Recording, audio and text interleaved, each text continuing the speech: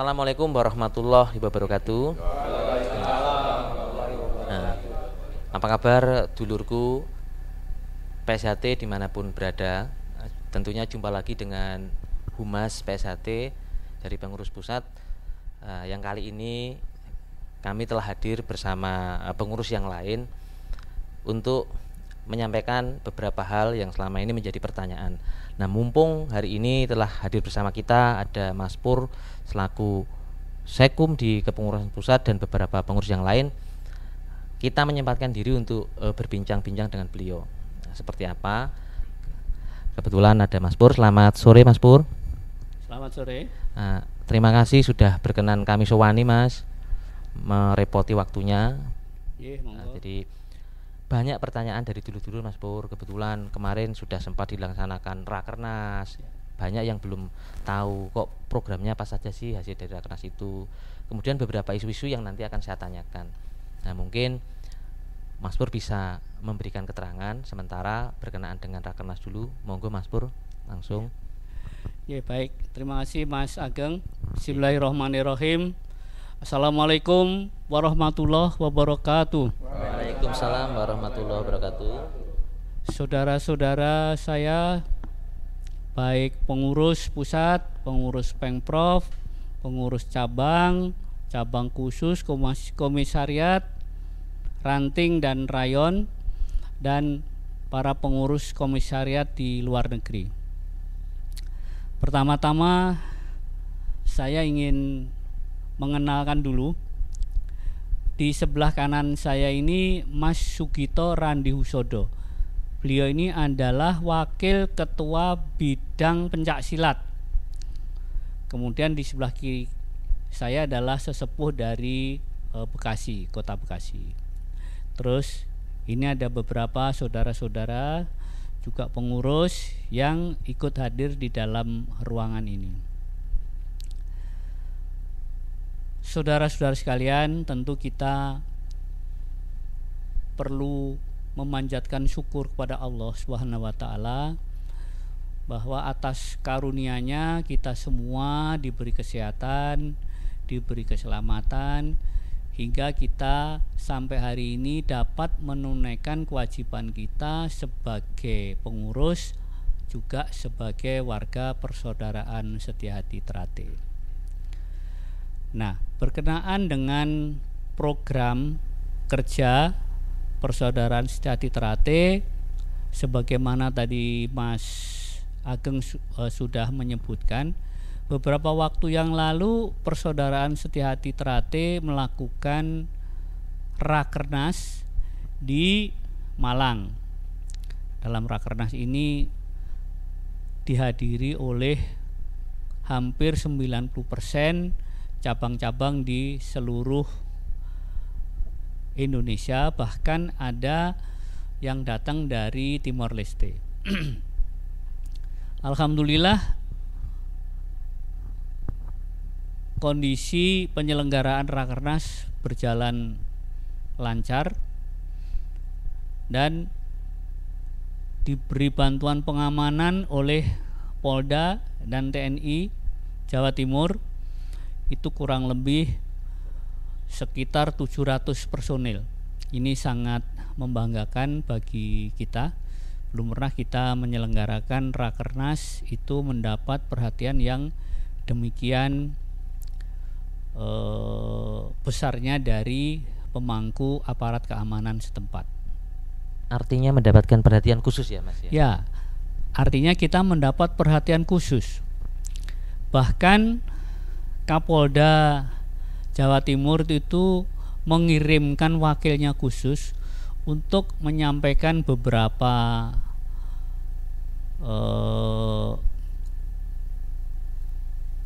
beberapa nasihat dan juga menginformasikan kondisi Jawa Timur terkait dengan keberadaan Persaudaraan Setiahati Trate di bawah pimpinan Mas Dr. Muhammad Taufik. Salah satu yang menjadi catatan saya itu, Polda itu menyampaikan bahwa selama ini menurut catatan Polda, Persaudaraan Setiahati Trate di bawah pimpinan Mas Taufik ini adalah yang tidak ada catatan negatif di dalam bermasyarakat di lingkungan wilayah Jawa Timur. Nah, hasil daripada Rakernas itu ada tiga hal yang penting. Yang pertama itu adalah bahwa kita menyadari pencak silat kita ini kan sudah sekian puluh tahun dan telah berkembang di seluruh wilayah sampai pelosok-pelosok, sehingga pengurus pusat merasa perlu untuk kembali melakukan peningkatan mutu ajaran melalui penyeragaman gerak, penyeragaman bagaimana cara menyampaikan, dan ini dibuat suatu panduan yang seragam berstandar. Nah, program peningkatan ini antara lain adalah melatih pelatih tingkat utama. Jadi nanti pelatih itu ada tingkat madya utama, tingkat madya, dan pratama. Jadi ada 3 tingkatan. Tingkat utama itu adalah predikat pelatih yang tingkat nasional.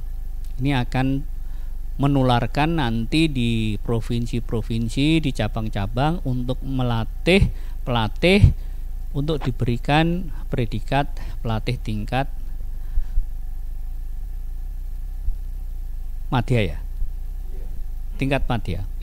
Kemudian nanti dari situ terus berlanjut melatih pelatih-pelatih di tingkat ranting dan rayon dengan predikat pelatih pratama. Program ini membutuhkan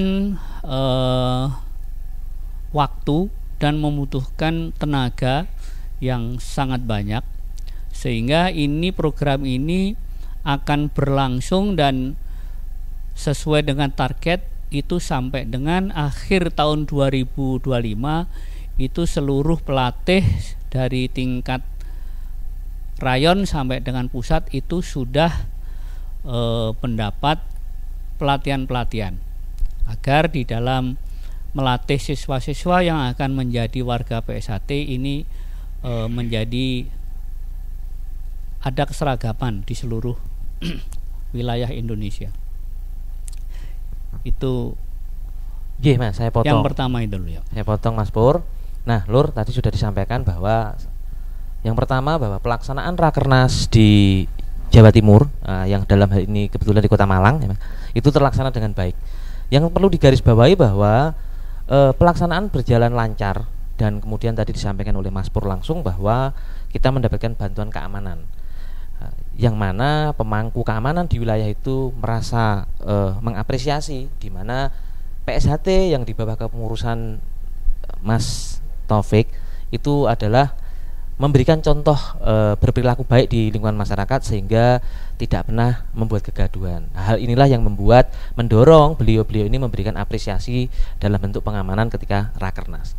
Kemudian poin 1, jadi poin 1 tadi hasil dari Rakernas salah satunya adalah peningkatan mutu. Peningkatan mutu dalam hal ini adalah memberikan pelatihan-pelatihan, mencetak pelatih-pelatih baru agar materinya selaras.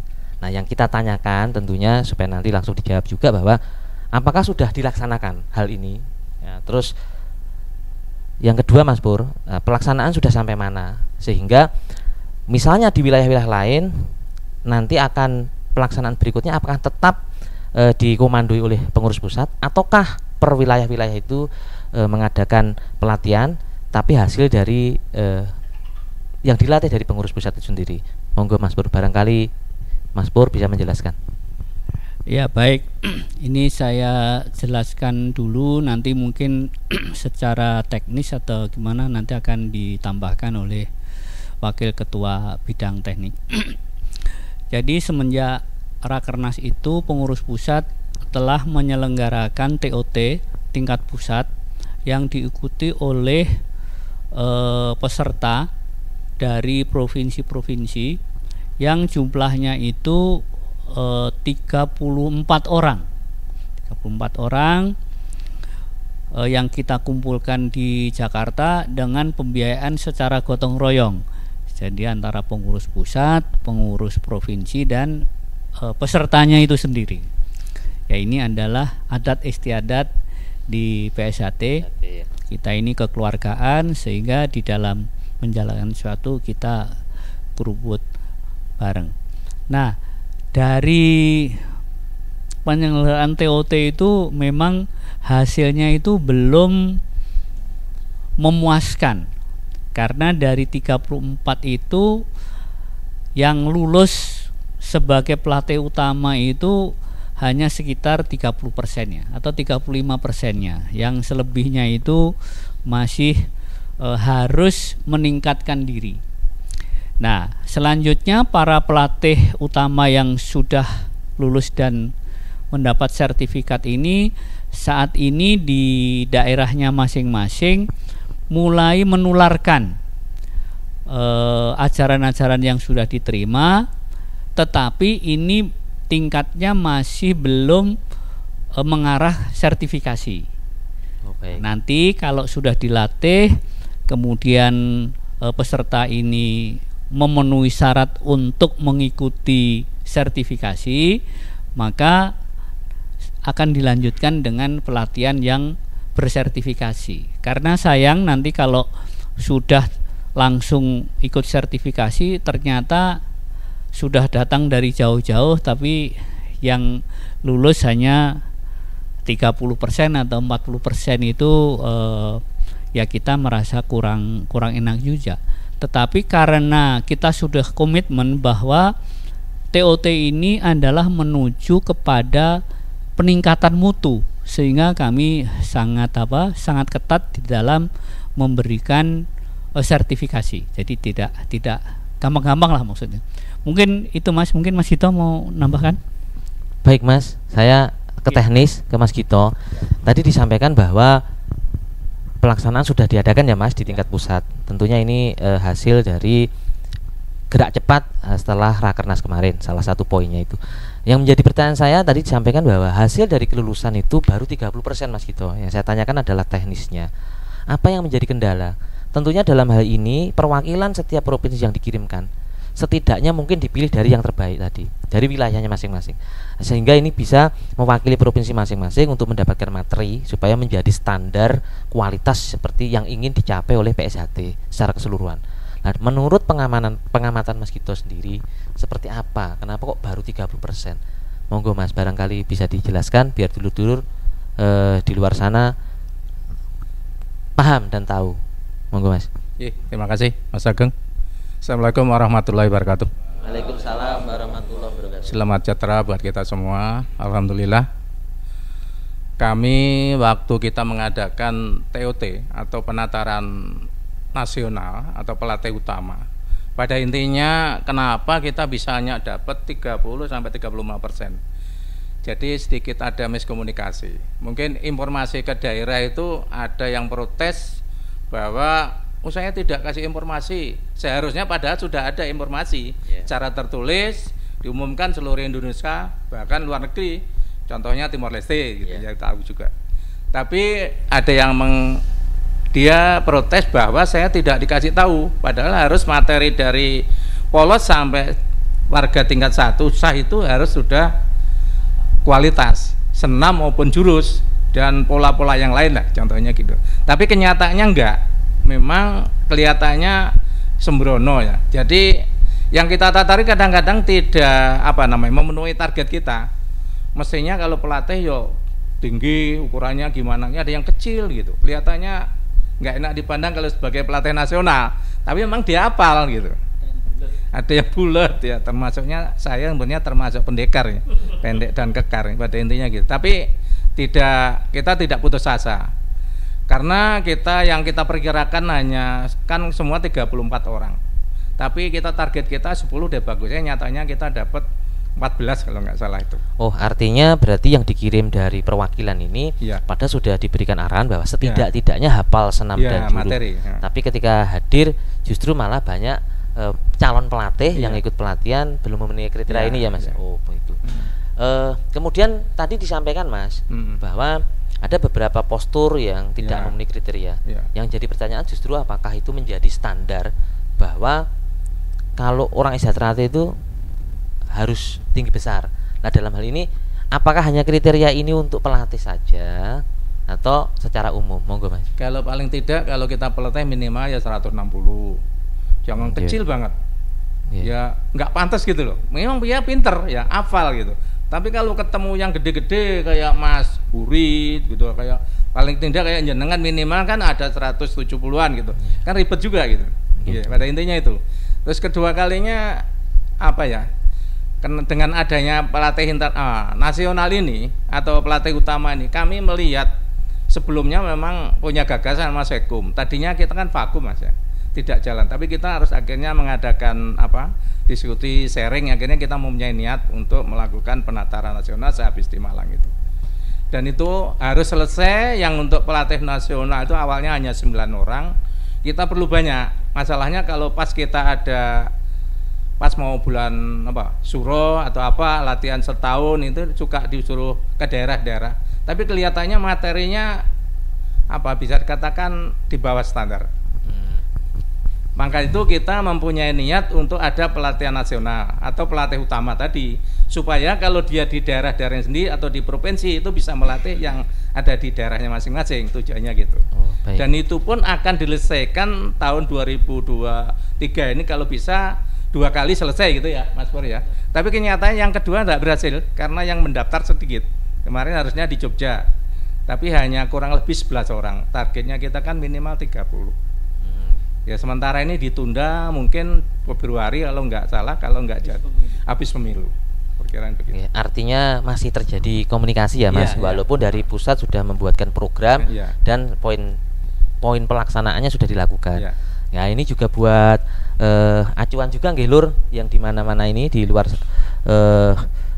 dimanapun jenengan berada, bahwa tentunya yang namanya harapan kita itu ketika mengirimkan pelatih yang dikirimkan ke pengurus pusat untuk dilatih pelatih utama ini tentunya menjadi prototipe percontohan di lingkungannya. Nah, tentunya harapannya kita tidak memilah-milah masalah postur ya Mas ya, tapi setidaknya dari segi mungkin kelayakan, kesehatan, tentunya itu menjadi manifestasi keberhasilan di wilayah itu. Jadi supaya nggak salah paham Mas. Nah, berarti itu poin 1 Mas Pur. Saya kembali ke Mas Pur. Selain pelaksanaan program peningkatan mutu dengan mengadakan pelatihan tingkat nasional Mas, apa saja Mas? Poin berikutnya apa selain itu? Jadi Rakernas itu pasti memiliki rentetan hasil dari apa yang dibicarakan. Monggo Mas Pur. Iya, baik. Saya sedikit kembali kepada TOT. Jadi di dalam TOT ini kita khusus ajaran pencak silat. Jadi ajaran untuk kerohanian dan lain-lain itu urusannya majelis luhur. Jadi pengurus pusat hanya menyelenggarakan pelatihan untuk pencak silat. Baik. Nah, terkait dengan postur tadi ya, sebetulnya sih kita kan punya program untuk penetrasi ya di sekolah-sekolah. Jadi kalau di sekolah-sekolah, kalau pra remaja kan mungkin SD gitu ya, atau SMP itu untuk yang postur kecil masih rada cocok lah. Kalau ke SMA nanti kebanting sama siswanya. Ya. Jadi saya ulangi lagi supaya saudara-saudara sekalian itu bisa paham bahwa kegagalan atau kurangnya tingkat kelulusan itu karena persiapan dari saudara-saudara kita yang dikirim. Begitu. Jadi banyak yang sampai di sini ternyata belum hafal. Jadi ini membuat ya kendala.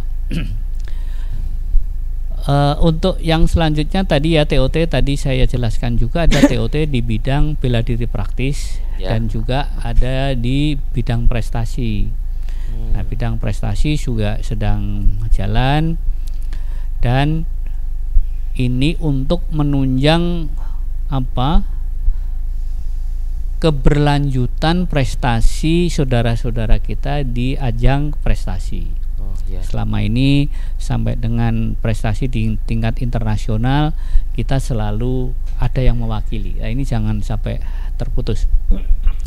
Kemudian untuk bela diri praktis itu ini masih dalam, setelah kemarin dilaksanakan itu masih dalam pembahasan evaluasi. Tindak lanjut daripada TOT pusat itu Pengprov sudah mulai membuat program ya, Mas? Membuat program. Salah satu yang sekarang sedang berjalan itu adalah Kalimantan Timur. Kalimantan Timur itu pesertanya sekitar 30-an juga. Dia dari tingkat 2 nanti akan diprogramkan untuk memperoleh sertifikat madya. Baik. Nah, itu yang sedang berjalan, yang akan berlangsung nanti tanggal 1 sampai tanggal 3. Jadi minggu ini. Kalau Jawa Timur itu sebelum TOT yang sekarang ini kita sudah menyelenggarakan semacam TOT juga yang sudah meluluskan 9 orang. Itu terdiri dari beberapa daerah juga. Nah, itu kalau di Jawa Timur itu saya tanya, ini kita monitor ya. Jadi setelah mereka lulus dapat sertifikat kita monitor. Kamu sekarang ngerjakan apa? Apa programmu gitu. Nah, salah satunya yang di Jawa Timur itu menurut ini kalau di Jawa Timur Mas sudah hampir seluruh cabang-cabang sampai dengan rayon-rayon sudah kita berikan penyuluhan lah, tingkatan gitu. Mungkin itu dari pencaksilat ya Mas ya.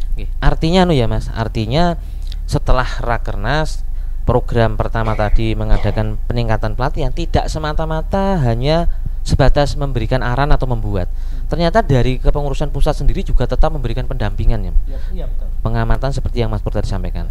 Nah, harapannya supaya dari semua kualitas yang dimiliki oleh insan PSHT dari masa ke masa tetap terjaga kualitasnya. Nah, targetnya seperti itu nih Mas. Baik, terima kasih Mas. Nah, kemudian poin berikutnya Mas, saya dengar kalau tidak salah, mudah-mudahan tidak salah ya Mas. PSHT ini ya bersyukur Mas. Mas katanya mau ada dibuatkan akademi pencaksilat yang besar gitu, seperti kualitas di luar negeri sana, seperti bela diri yang lain. Nah, apakah ini hanya isu ataukah memang itu juga menjadi putusan di Rakernas kemarin? Monggo Mas Pur. Ya, terima kasih. Sudah lama sebetulnya pengurus pusat itu akan mendirikan akademi pencaksilat. Mulanya dulu akan dibangun di Padepokan Agung Madiun. Tetapi karena sesuatu hal sehingga penyelenggaraan itu kita tunda, dan berdasarkan hasil Rakernas terakhir kemarin kita telah memutuskan untuk pelaksanaan pembangunan akademi pencaksilat ini kita lanjutkan. Nah, kita sudah berupaya untuk membeli tanah. Jadi sudah diputuskan pada waktu Rakernas membeli tanah sekitar kebutuhannya itu sekitar paling tidak itu 2 hektar lah gitu ya. Tapi sekarang itu ada tanah yang ditawarkan ke kita itu luasnya 3,5 hektar. Nah, pada waktu Rakernas itu kita sudah meminta komitmen teman-teman semua yang akan memberikan sumbangan untuk pembelian tanah itu, dan alhamdulillah di list dengan kesanggupannya berapa itu sudah totalnya itu sudah cukup untuk membeli sekitar 7.000 ya, 7.000 lahan tersebut yang di bagian depan.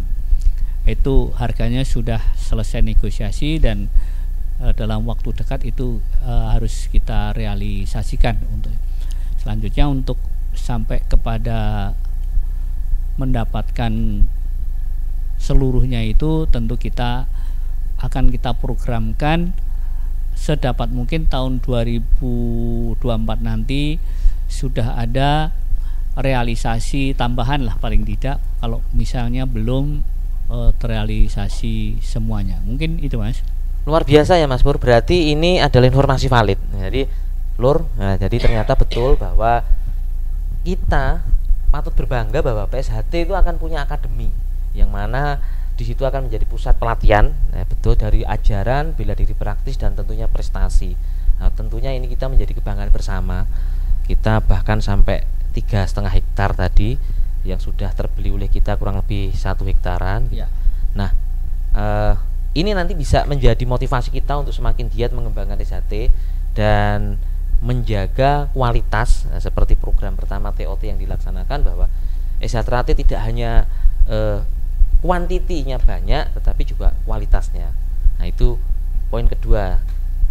Terus kalau boleh tahu Mas, apakah ada poin lain atau hasil putusan lain di dalam Rakernas selain 2 item tadi, selain 2 poin tadi?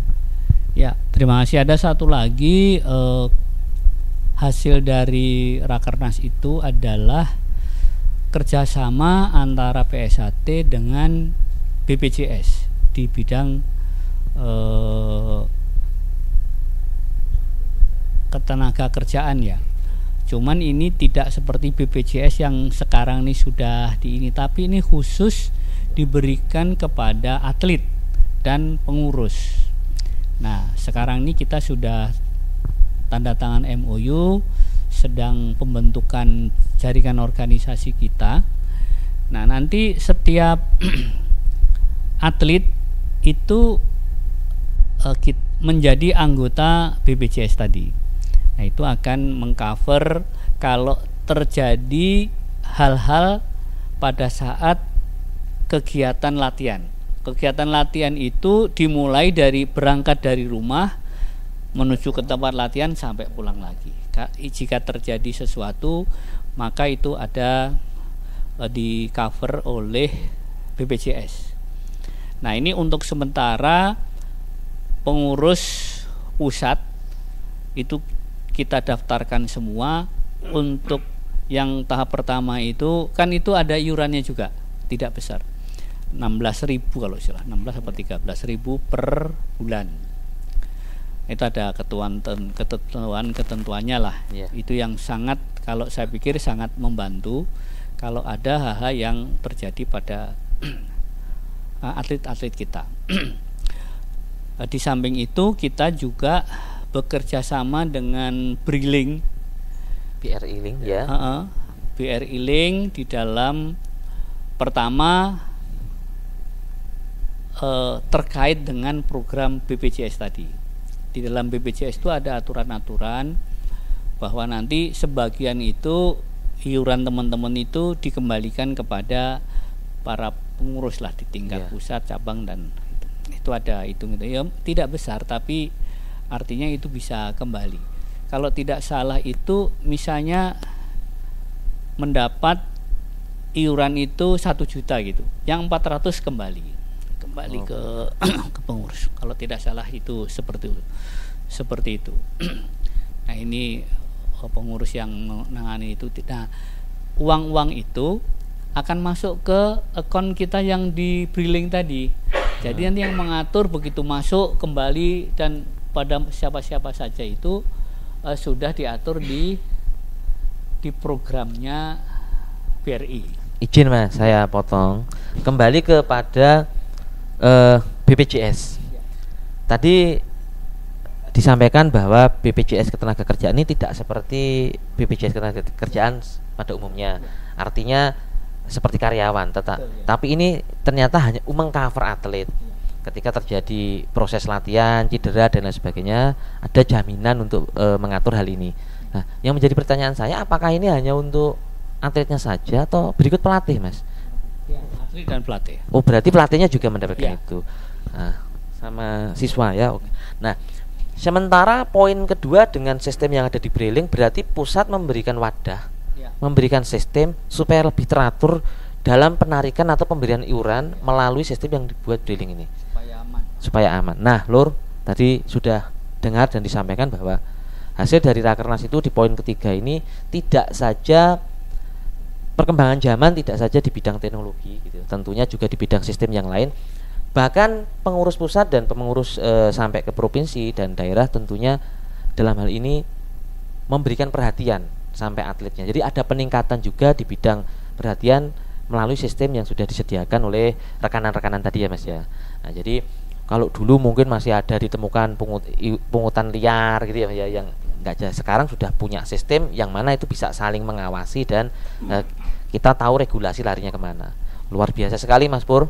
Nah, berarti hasil dari Rakernas yang lalu cukup membuat kami senang dan bangga Mas sebagai perwakilan dulur-dulur yang ada di akar rumput. Jadi informasi ini sangat bermanfaat buat kami. Nah, ini kita mau tanya beberapa topik juga Mas yang isu di luar sana agak gencar. Ini kan penghujung akhir tahun Mas. Saya itu sebenarnya mau nanya ini agak sungkan Mas Pur. Tapi karena ini dulur-dulur ini entang toh Mas tanyakan gitu, ayo dong ya. Saya harus tanya Mas. Kan dulur-dulur ini bilang, Mas di luar sana itu banyak sekali terpampang baliho-baliho. Ya, 2024 Indonesia, negara yang kita banggakan dan kita cintai ini akan melaksanakan pesta demokrasi Mas Pur. Banyak sekali baliho-baliho yang memampang foto-foto, memampang gambar-gambar yang seharusnya itu tidak terjadi karena menggunakan alma mater perguruan yang sama-sama kita ketahui bersama bahwa hal seperti ini di dalam ADRT kita tidak diarahkan. Lah, menghadapi musim politik seperti ini, keputusan dan arahan dari pengurus pusat sendiri seperti apa Mas? Supaya dulu-dulu tahu chordnya bahwa mana yang boleh dilakukan dan tidak. Monggo Mas Pur. Ya baik, terima kasih Mas Ageng. Ya saudara-saudara sekalian, Persaudaraan Setiahati Trate itu masanya dan aspirasinya itu warna-warni. Nah ini kebetulan di penghujung tahun 2023 ini, selain kita sebagai insan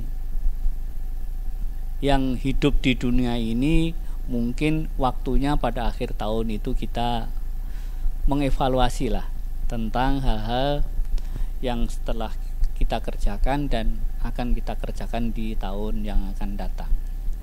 Nah, pada momentum yang sama ini, sekarang di negara kita sedang melakukan proses demokrasi, yaitu penyelenggaraan pemilihan umum untuk memilih presiden dan wakil presiden dan memilih legislatif. Nah, dalam rangka itu kalau kita lihat di medsos itu sudah saling mengklaim mana yang mau satu putaran, mana yang 2 putaran seperti itu ya.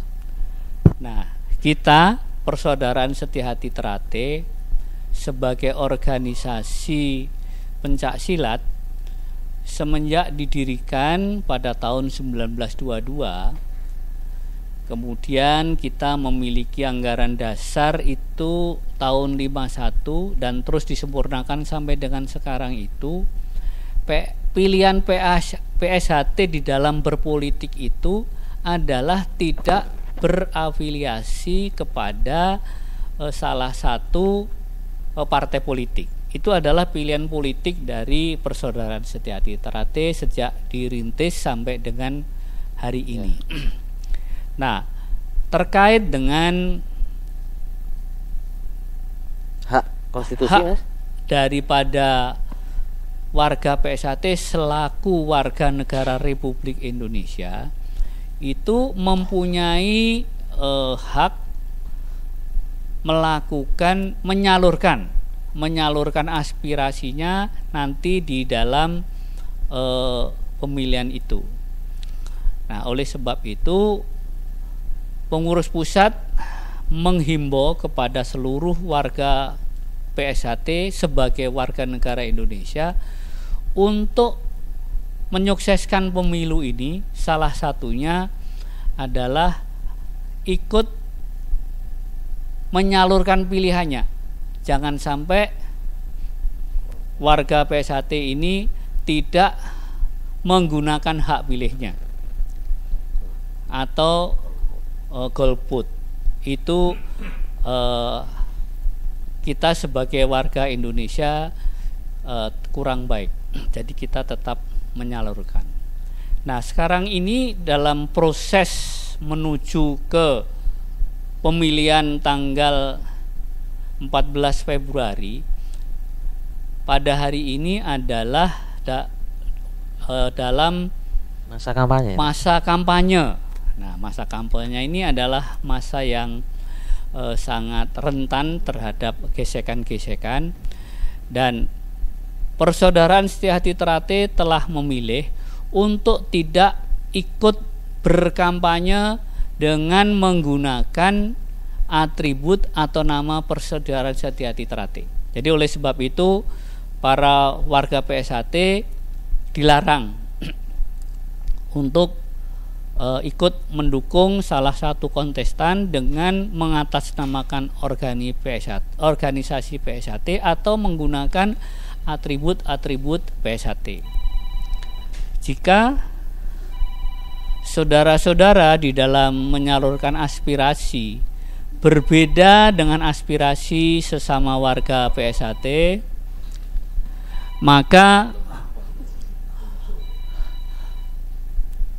kami menghimbau agar saudara-saudara tetap menjaga perdamaian dan tetap menjaga marwah persaudaraan. Jangan sampai pesta demokrasi ini memberi dampak tidak baik terhadap nilai-nilai persaudaraan yang selama ini kita bina. Kita ugemi ya. Kita ugemi. Ini bahasa Jawa sih, kita ugemi. Nah, mungkin itu. Nah, ya mungkin itu ya khusus untuk peristiwa waktu kampanye ini. Artinya gini ya Mas ya. Artinya bahwa setiap insan PSHT tetap diperkenankan menggunakan haknya untuk dipilih atau memilih kalau dia mencalonkan diri. Tetapi tetap kita sesuai dengan marwah ajaran yang ada bahwa dilarang kita menggunakan atribut organisasi digunakan untuk kepentingan berpolitik. Dalam hal ini misalnya berkampanye dan lain sebagainya untuk penjaringan suara. Nah, berarti yang dilakukan beberapa oknum di luar sana itu sudah dipastikan salah dan menyalahi pepacu yang sudah tadi Mas Pur sampaikan yang kita pegang bersama ya Mas ya.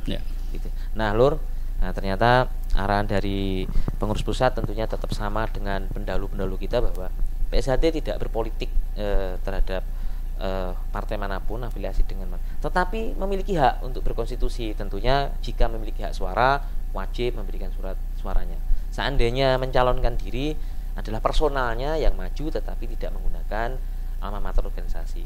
Saya rasa ini sudah jelas, sudah kita ugemi kalau kata Mas Pur tadi. Terus yang terakhir Mas, ini ada satu pertanyaan lagi, nanti barangkali nanti dulur-dulur senior yang lain bisa menambahkan juga.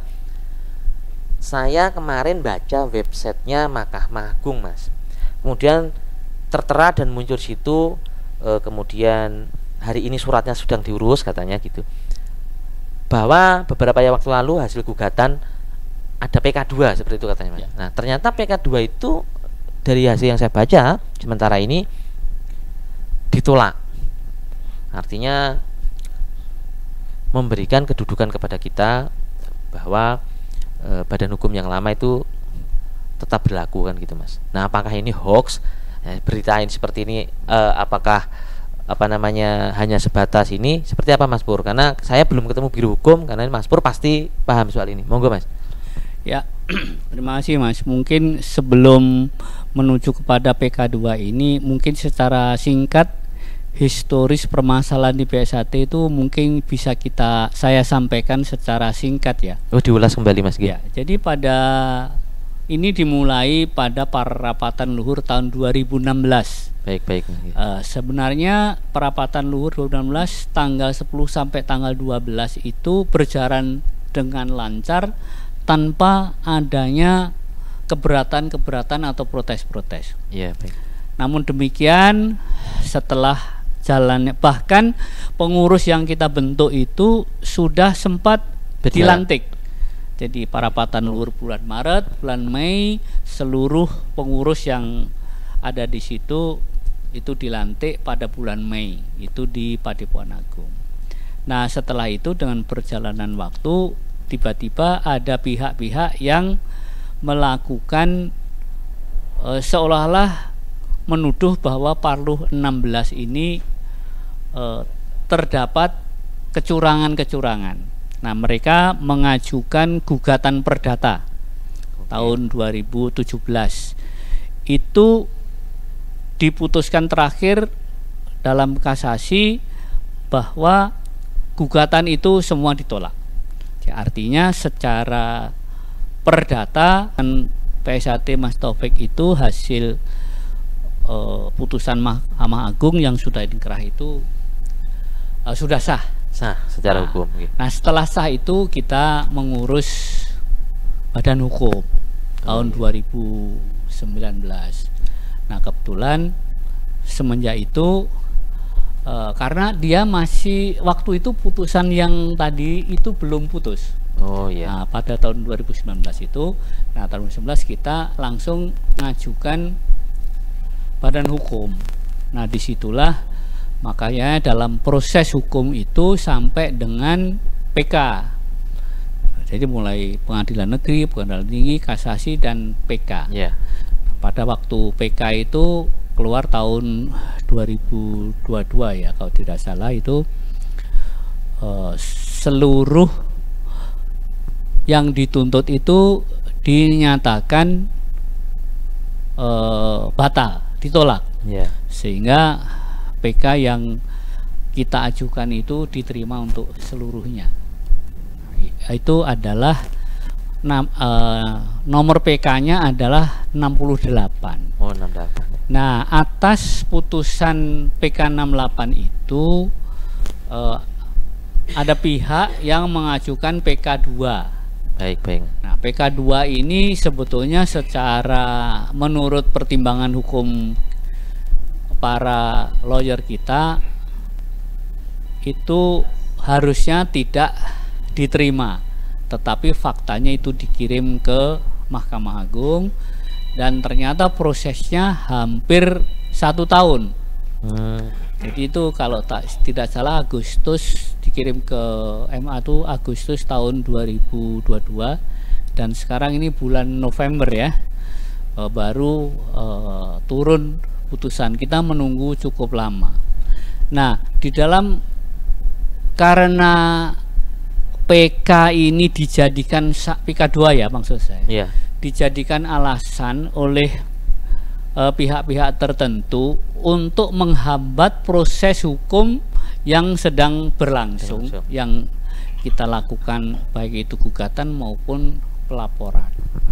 Nah, ini alhamdulillah pada akhir November ini di webnya Panitera Mahkamah Agung sudah diupload putusan PK 2 dan isinya ditolak. Jadi PK itu yang mengajukan adalah pihak tertentu dan itu ditolak. Nah, dengan ditolaknya ini maka bukan berarti perjuangan kita di dalam pengurusan hukum ini selesai. Yang pertama itu nanti akan kita tindak lanjuti di dalam pengurusan mengambil hak kita kembali dari Menkumham, dari Kumham lah. Kumham itu satu. Yang kedua, ada 3 proses hukum yang semuanya itu tidak bisa dilanjuti baik oleh kepolisian maupun kejaksaan. Kita setelah ini, artinya kalau secara yuridis formal status hukum kita itu sudah clear. Jadi tidak ada lagi hal-hal yang menghalangi. Oleh iya. sebab itu ya mudah-mudahan dengan putusan PK2 ini para pemangku negeri ini, baik itu aparat keamanan, Kesbangpol itu tidak lagi misalnya menghambat atau mempersulit pendaftaran kita di Kesbangpol di seluruh Indonesia. Karena ada yang menerima, ada juga yang menolak. Dengan putusan ini mudah-mudahan bisa status kita itu clear. Nah, saya terusin ya Mas. Lanjut Mas. Nah, terkait dengan situasi warga kita itu kan diakui atau tidak ini saat ini terbelah karena pimpinannya terbelah gitu ya. Dengan putusan PK2 ini mudah-mudahan saudara-saudara kita yang sebelumnya itu bingung itu sudah dapat tercerahkan dan bisa kembali nyawiji dengan PSHT yang secara yuridis formal maupun secara faktual itu telah mendapat pengakuan. Nah, ini harapan kita karena ajaran kita itu kan sebetulnya tidak boleh kita itu bertengkar, berkelahi dari sesama kita ini. Mudah-mudahan ini harapan kita ini bisa segera terrealisir dan saudara-saudara kita semua mohon putusan PK2 ini tentu kita sangat bergembira, tetapi jangan terjebak kepada euforia yang berlebihan yang justru nanti akan merugikan kita dan merugikan lingkungan kita. Itu terkait PK. Berarti bahwa informasi tentang PK2 dari pihak tertentu yang melakukan gugatan itu memang betul ya Mas, valid ya, bahwa PK2 ditolak. Kira-kira ya, valid.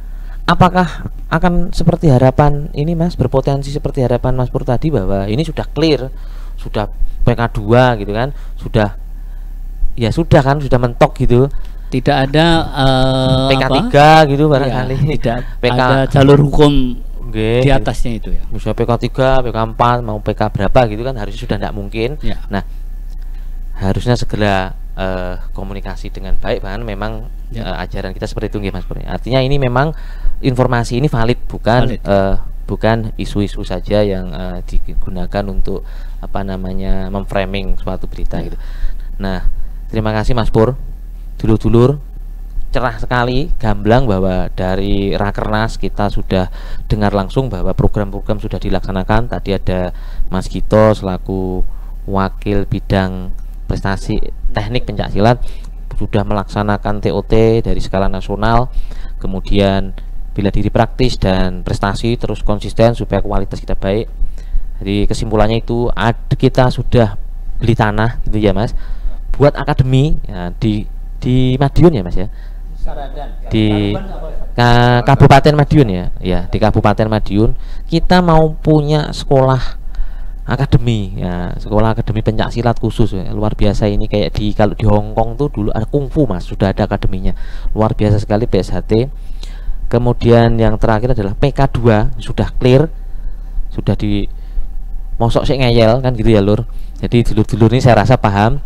Nah, ini luar biasa sekali. Barangkali ada yang mau ditambahkan Kang Mas Doyo terkait beberapa hal yang tadi sempat disampaikan Mas kalau nggak salah Mas juga orang hukum, barangkali menambahkan terkait PK2 itu, monggo sedikit gitu.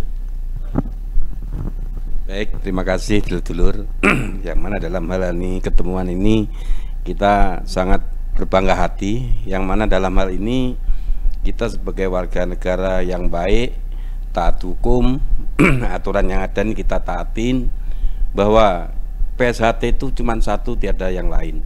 Tetap taat aturan hukum, tidak boleh berpolitik, tidak boleh berbuat angkara murka semau sendiri. Harapan-harapan saya ke depan mudah-mudahan PSHT itu nyawiji, bisa melihat ke depan bahwa PSHT itu tidak neko-neko. Cobalah kita nyawiji jadi satu, sepakat satu irama, guyup rukun. Nah, yang kita harapkan seperti itu, Kang Mas. Ya, semoga ke depan PSHT ini lebih jaya selama-lamanya, hidup rukun tanpa ada ontok-ontokan. Cobalah kita sadar diri bahwa dari dulu sampai sekarang itu PSHT cuma satu, tidak ada yang lain. Itu mudah-mudahan dulu semua kita mengharapkan kerukunan itu nomor satu yang kita harapkan. Itu Kang Mas, monggo matur suwun. Itu ya Mas ya. Iya, siap. Saya nanya Siap. PK dulu Mas. Siap. Berarti dari pandang hukum tidak mungkin ada PK3, PK4. Tidak ada. Jadi kalau namanya PK2 itu sudah tidak ada upaya hukum lagi. Ya, itu tetap sudah ingkrah untuk melaksanakan dieksekusi hak-hak yang dimiliki oleh PSHT yang kita punya ini segera mungkin dilaksanakan oleh mungkin penegak hukum yang berhak. Dan kita sebagai warga negara Indonesia dan kita sebagai pemilik PSHT punya kewenangan hak untuk memiliki hak yang kita punya dari dulu sampai sekarang. Itu Kang Mas. Baik, terima kasih Mas. Ya, siap. Mas Pur, terima kasih. Tapi sebelum ditutup, saya minta beberapa statement Mas Pur. Barangkali ada yang mau ditambahkan juga. Setelah itu mohon diberikan arahan dan himbauan Mas terakhir petuah supaya ini jadi semangat dan motivasi dulu-dulu yang ada di lapangan. Monggo Mas. Ya, terima kasih Mas Ageng. Ya, ini sebagai penutup ya. Yang pertama tentu yang terkait dengan proses demokrasi yang sedang berjalan saat ini. Itu yang utama saat ini. Saya menghimbau seluruh warga PSHT menjaga ketertiban, jaga marwah organisasi persaudaraan Setia Hati Trate, ikut menyukseskan pemilu dengan menggunakan hak pilih dan ikut menciptakan suasana yang tertib dan aman. Yang kedua tentang pemanfaatan dari putusan PK2. Jadi dengan adanya putusan PK2 itu secara keseluruhan urusan hukum terkait dengan status hukum organisasi sudah selesai. Baik itu putusan perdata maupun putusan badan hukum. Itu sudah selesai sehingga pada tahun depan kita semua meningkatkan peran kita di dalam ikut menciptakan suasana tentram, ikut memayu hayuning bawono. Saya rasa dua hal itu yang saya titipkan kepada saudara-saudara semua di seluruh Indonesia maupun yang ada di luar negeri. Mungkin itu. Billahi taufik. Langsung monggo Mas. Saya rasa cukup Mas. Ya. Baik, saya tutup dengan mengucapkan syukur alhamdulillah. Billahi taufik wal hidayah. Wassalamualaikum warahmatullahi wabarakatuh. Waalaikumsalam warahmatullahi wabarakatuh. Baik, terima kasih dulur-dulur tadi sudah bincang dan bersama para pengurus ya. Demikian bincang-bincang podcast kita bersama para pengurus dan dulur-dulur yang ada di sini. Terakhir dari saya, Yitno Yuwono Leno Keno, Ageng dari Buru Humas menyampaikan. Akhirul salam, wassalamualaikum warahmatullahi wabarakatuh. Saya pamit dulu ya.